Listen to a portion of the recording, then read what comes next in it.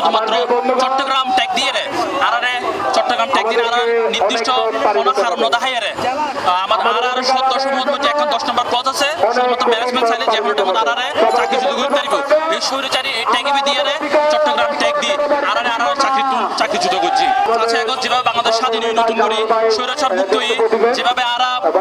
স্বৈরাচার আন্দোলনের মধ্যে অংশগ্রহণ করছি আর একমাত্র কি আর ব্যক্তি নিরাপত্তা লাই আর আর্থিক সুবিধা লাই আর যেভাবে আর চাকরির নিরাপত্তা লাই কিন্তু দেখা যায় এখন উল্টো চিত্র স্বৈরাচারের দোসরগণ এখনো পর্যন্ত বিভিন্ন সেক্টর অনুযায়ী কাপড়ি মারি বয়ে আছে অন্তর্বর্তীকালীন সরকার আর মাননীয় প্রধান উপদেষ্টা ডক্টর ইউনূস আর চট্টগ্রামের কৃতি সন্তান নোবেল জয়ী একজন মানুষ আর চট্টগ্রাম প্রতি একটা আলাদা ভালোবাসা আছে টান আছে সেই সুবাদে অন্তর্বর্তীকালীন সরকার আর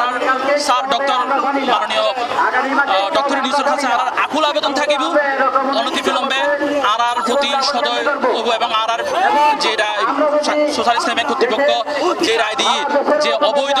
ভাবে আর চাকরিচ্যুত করছি ইয়ানোর ব্যবস্থা লেবু আর 3 দাবি যে প্রথম দাবি হলো যে চাকরিচ্যুত 672 জন কর্মকর্তাকে অনতিবিলম্বে তারা কর্মস্থলত ফিরে যাবে সুযোগ করে দম ফুরিব আর 2 নম্বর দাবি হলো যে সোশ্যাল ইসলামী ব্যাংকের পরিচালনা পর্ষদকে এই ঘটনার জন্য দায়ী ব্যক্তিদের বিরুদ্ধে আইনানুগ ব্যবস্থা গ্রহণ করিব